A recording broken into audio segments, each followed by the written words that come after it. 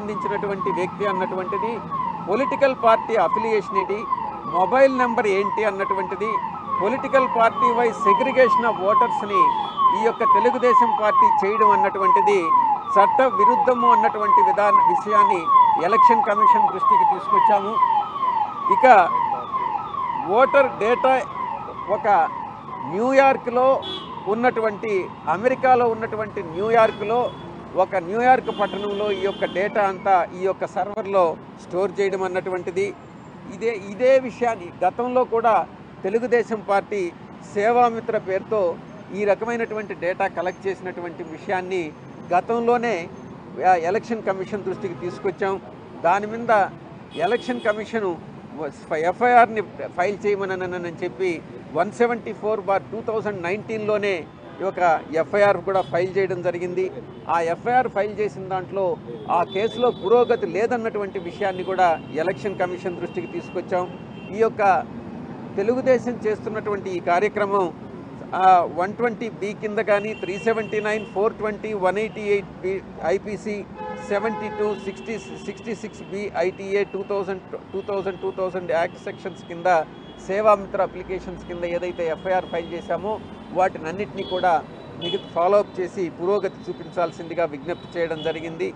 ఈ యొక్క తీసుకున్నటువంటి ఇన్ఫర్మేషన్, కలెక్ట్ చేసినటువంటి ఇన్ఫర్మేషను కరప్ట్ ప్రాక్టీసెస్ ద్వారా, పొలిటికల్లీ కరప్ట్ ప్రాక్టీసెస్ ద్వారా 123 కింద రిప్రజెంటేషన్ ఆఫ్ పీపుల్స్ యాక్ట్కి విరుద్ధం ఒక వ్యక్తిని మీ క్యాస్ట్ ఏంది అని అడగడం పోలరైజేషన్ ఆఫ్ ఎలక్టోరల్ సిస్టమ్ అన్నటువంటి విషయాన్ని ఎలక్షన్ కమిషన్ దృష్టికి తీసుకురావడం జరిగింది. ఇక YSR Congress party investigation initiate చేయాలి, ఈ విషయంగా తెలుగుదేశం పార్టీ మీద తగిన చర్యలు తీసుకోవాలి ఫర్ ఇల్లీగల్ యాక్షన్స్ అన్నటువంటి విషయాన్ని కూడా మేము అభ్యర్థించడం జరిగింది. ఇక రెండవ అంశం TDPmanifesto.com. TDPmanifesto.comలో ఓటర్ ఎంటైజ్మెంట్ డేటా ఇంట్రూషన్ జరుగుతూ ఉంది. ఓటర్ ఎంటైజ్మెంట్ ఎలా జరుగుతుంది అని అంటే TDP engaged in enticement of individual voters through web application TDPmanifesto.com in violation of 123 of Representation of Peoples Act. అంటే ఇండియన్ పీనల్ కోడ్లో 170 సెక్షన్ 170, సెక్షన్ 171B, 171C, 417, 419 అన్నిటినీ కూడా వైలేట్ చేస్తూ మోడల్ కోడ్ ఆఫ్ కండక్ట్కి వైలేషన్కి దారితీస్తుంది అన్నటువంటి అంశాన్ని మేము ఎలక్షన్ కమిషన్ దృష్టికి తీసుకురావడం జరిగింది. Intrusion of data and collection, election commission through TDP Telugu Desam party website ద్వారా, అప్లికేషన్ ద్వారా www.tdpmanifesto.comలో citizens houses in the guise of voters verification వీళ్ళు ఏం చేస్తున్నారని అంటే ప్రతి ఒక్క 30 మందికి ఒక తెలుగుదేశం వాళ్ళని ఒక ఏజెంట్ని అపాయింట్ చేయడం ప్రతి 30 హౌస్ హోల్డ్స్కి.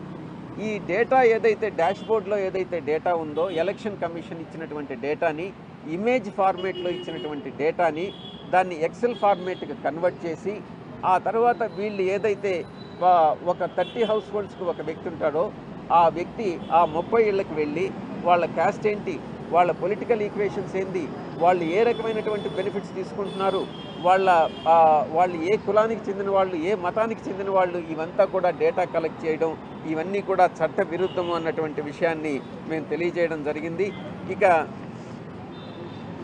ఆ డేటా అంతా కలెక్ట్ చేసినటువంటి డేటాని దీన్ని లండన్లో ఉన్నటువంటి ఒక సర్వర్లో, ఒకటి న్యూయార్క్లో ఉంటుంది. ఈ మేనిఫెస్టోకి సంబంధించినటువంటి ఈ యొక్క డేటా అంతా కూడా ఈ లండన్లో ఒక సర్వర్లో పొందుపరచడం జరిగింది. దానికి అదంతా తీసుకున్న డేటా అంతా కలెక్ట్ చేసుకున్న తర్వాత ఈ 30 ఇళ్లకు ఒక వ్యక్తిని ఎవరినైతే వీళ్ళు ఒక ఇంపర్సనేషన్ అంటారు దీన్ని, ఒక వ్యక్తిని అపాయింట్ చేసి అతను ఏదో ఒక గవర్నమెంట్ అఫీషియల్ లాగానో, ఒక ఎలక్షన్ కమిషన్ నియమించినటువంటి ఒక అఫీషియల్ లాగానో వెళ్ళి వాళ్ళ దగ్గర నుంచి ఇన్ఫర్మేషన్ అంతా కలెక్ట్ చేయడం అన్నటువంటిది చట్ట విరుద్ధం అన్నటువంటి విషయాన్ని తెలియజెప్పడం జరిగింది. ఈ ఇన్ఫర్మేషన్ అంతా కలెక్ట్ చేసిన తర్వాత మీకు సంవత్సరానికి, మీకు జూన్ 2024 నుంచి మీకు రాబోయేటటువంటి 5 సంవత్సరాల కాలంలో తెలుగుదేశం పార్టీ ఎటువంటి పథకాలను ఇస్తుంది, మొత్తం ఎంత లబ్ధి చేకూరుస్తుంది మీ ఫ్యామిలీకి అన్నటువంటి విషయాన్ని ఒక బాబు షూరిటీ, తెలుగుదేశం టీడీపీ బాబు షూరిటీ భవిష్యత్తుకు ఫ్యూచర్కి గ్యారంటీ కార్డ్ అన్నటువంటి ఒక కార్డుని ఇష్యూ చేయడం జరుగుతూ ఉంది. బాబు షూరిటీ భవిష్యత్ ఫ్యూచర్ గ్యారంటీ అనేటటువంటిది దానికి ఒక such promises particular announcement providing ఒక 2,40,000 ఫ్యామిలీస్కి impersonation and violation of electoral మొత్తం 2,40,000 ఫ్యామిలీస్కి సంబంధించినటువంటి డేటా మనం కలెక్ట్ చేసి వాళ్ళు చేసినటువంటి కలెక్ట్ చేసినటువంటి డేటా ఆధారాలతో సహా ఎలక్షన్ కమిషన్కి ఇవ్వడం జరిగింది. ఈ యొక్క స్టోరింగ్ ఆఫ్ ఈ డేటా అంతా కూడా లండన్లో స్టోర్ చేయడము, ఈ రకమైనటువంటి సర్టిఫికేట్ ఇష్యూ చేయడము, ఎలక్షన్కి ముందే ఇవన్నీ ప్రామిస్లన్నీ చేయడం, ఇవన్నీ కూడా ఎలక్టోరల్స్ని అంటే మనం ఓటర్స్ని చేయడం అన్నటువంటి విషయాన్ని మేము ఎలక్షన్ కమిషన్ దృష్టికి తీసుకురావడం జరిగింది. ఇవన్నీ కూడా వయలేషన్ ఆఫ్ కాండక్ట్ రూల్స్ కానీ election commission peoples representation act అన్నటువంటి విషయాన్ని తెలియజేయడం జరిగింది. ఇక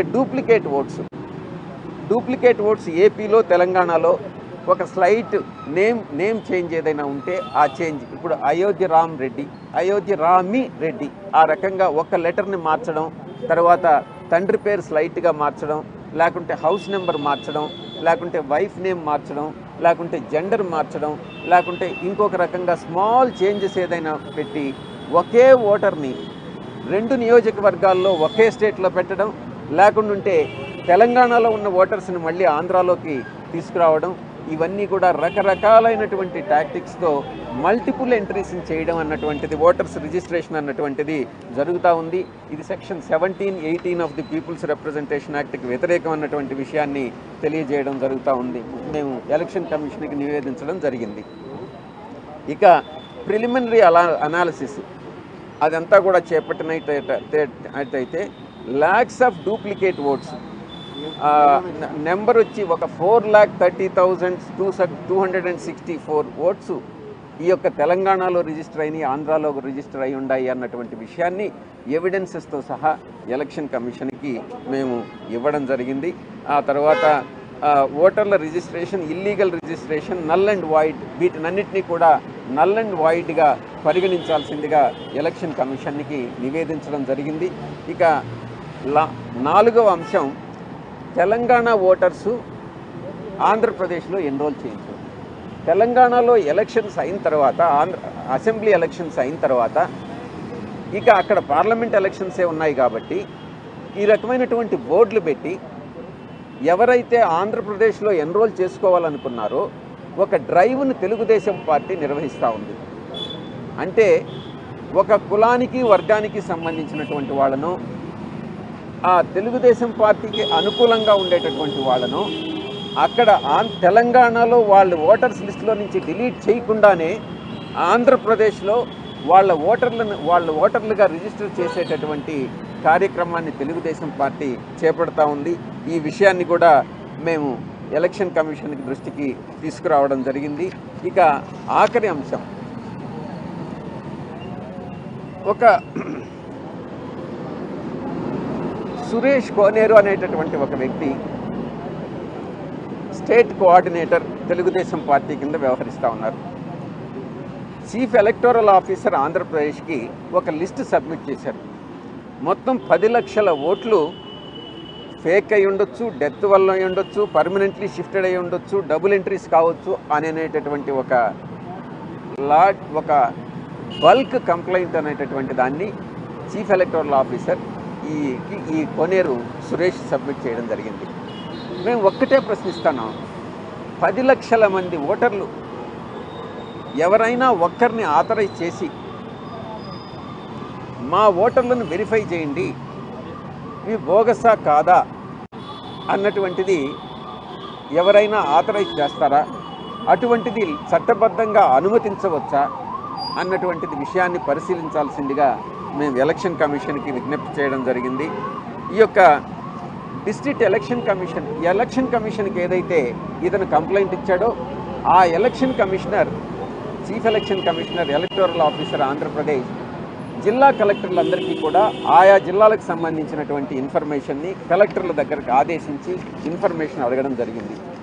ఆ రిపోర్ట్స్ అన్నీ కూడా కలెక్టర్స్ ఎంతో సమయం వెచ్చించి ఆ సమయాన్నంతా వృధా చేసుకొని వాళ్ళందరూ కూడా ఏయో కొన్ని స్మాల్ ఏదో ఫాల్ట్స్ తప్ప, ఏదో 1% 2% తప్ప మిగతా అంతా కూడా కరెక్ట్గానే ఉన్నాయి. ఒకవేళ ఉంటే కూడా మ్యాక్సిమం 4% 5% ఎవరు చనిపోయినారు, ఎవరు పర్మనెంట్గా షిఫ్ట్ అయిపోయారు, ఎవరు ఏఐ డిలీట్ అయినాయి, టోటల్లో ఒక 10% కూడా 5 to 10% కూడా లేవు. మిగతా అన్నీ కూడా జెన్యూన్గా ఉన్నాయన్నటువంటి రిపోర్ట్స్ని ఆయా జిల్లా కలెక్టర్లు చీఫ్ ఎలక్టోరల్ ఆఫీసర్ ఆంధ్రప్రదేశ్కి సబ్మిట్ చేయడం జరిగింది.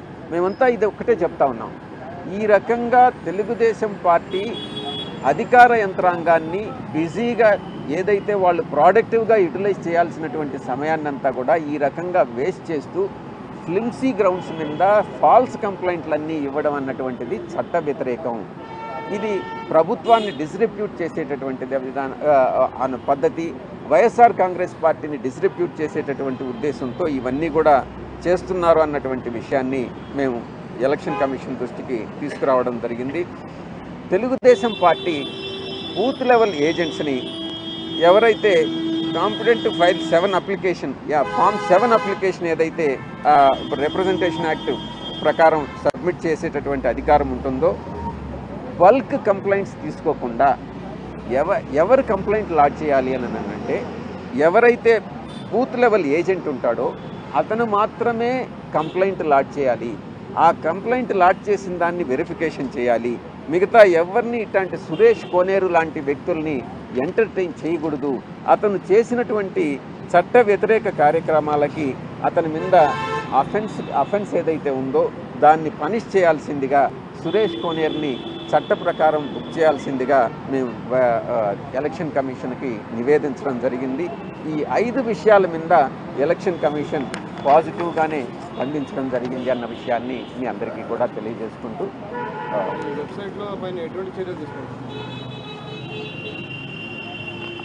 వెబ్సైట్లో బేసిక్గా వాళ్ళ దృష్టి అంతా కూడా ఒక పర్టికులర్ కుటుంబంలో ఉన్నటువంటి వ్యక్తులు, ఏ కులానికి చెందినటువంటి వాళ్ళు, ఏ మతానికి చెందినటువంటి వాళ్ళు, ఎక్కడైనా వాళ్ళకి వీళ్ళు మా తెలుగుదేశం పార్టీకి ఓటు వేయరు అని కానీ అనిపిస్తే ఆ కలెక్ట్ చేసినటువంటి ఇన్ఫర్మేషన్ అంతా కూడా, ఆ డేటానంతా కూడా ఈ మేనిఫెస్టో, ఈ డాష్ బోర్డు రెండింటినీ కూడా ఆ ఇన్ఫర్మేషన్ అంతా కూడా కంపైల్ చేసుకొని అసిమ్యులేట్ చేసుకొని తద్వారా వచ్చినటువంటి ఆ యొక్క డేటా ఏదైతే ఉందో దాని మీద డిలీషన్కి, బల్క్ డిలీషన్స్కి పెట్టాలన్నటువంటిది వాళ్ళ ఉద్దేశం. దీన్ని నివారించేదానికే మేము ఈరోజు తగు చర్యలు తీసుకోవాల్సిందిగా ఎలక్షన్ కమిషన్కి విజ్ఞప్తి. మేము ఐడెంటిఫై చేసింది ఇంతవరకు 4 lakhs and odd మేము ఐడెంటిఫై చేసి ఆధారాలతో కూడా ఎలక్షన్ కమిషన్కి సబ్మిట్ చేయాలి. 4,30,264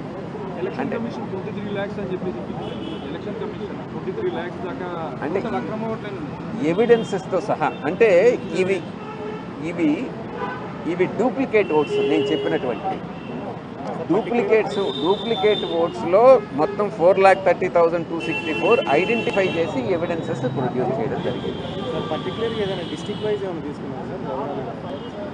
ఇప్పుడు డిస్ట్రిక్ట్ వైజ్ తీసుకునేటటువంటి ఇక మీదట మేము బిఎల్ఏస్ని, బూత్ లెవెల్ ఏజెంట్స్ని నియమించుకొని ఇటువంటి తెలుగుదేశం పార్టీ ఇటువంటి చర్యలకు ఏదైతే పాల్పడుతుందో వాటిని నివారించేందుకు మా ప్రయత్నాలు మేము చేసుకుంటాం. సార్, అంటే ఈ డూప్లికేషన్ లేకుండా ఆధార్ సీడింగ్ ఆల్రెడీ ప్రయోగాత్మకంగా కొన్ని చోట్ల చేస్తున్నట్టున్నారు కదా. మీకు చాలా ఆశ్చర్యకరంగా ఉండొచ్చు, మేము ఐడెంటిఫై చేసిన దాంట్లో ఒకే ఈ ఐడితో, అంటే ఎలక్షన్ కమిషన్ కార్డులో, మన ఓటర్ ఐడి కార్డులో ఒకే ఐడితో ఒకే నియోజకవర్గంలో 2 ఓట్లుగా నమోదు చేసుకున్నటువంటి సందర్భాలు ఉన్నాయి. అవి కూడా ఎలక్షన్ కమిషన్ దృష్టికి తీసుకురావడం జరిగింది. అది ఇంకా ఆధార్ సీడింగ్ చేస్తే అది డూప్లికేషన్ తొలగించే అవకాశం ఉంటుంది. తొలగించాలి, ఆ ఎక్సర్సైజ్ చేయాలని మేము కూడా ఎలక్షన్ కమిషన్కి నివేదించాం. It will take long time again. The 5 key points if you can, not in detail.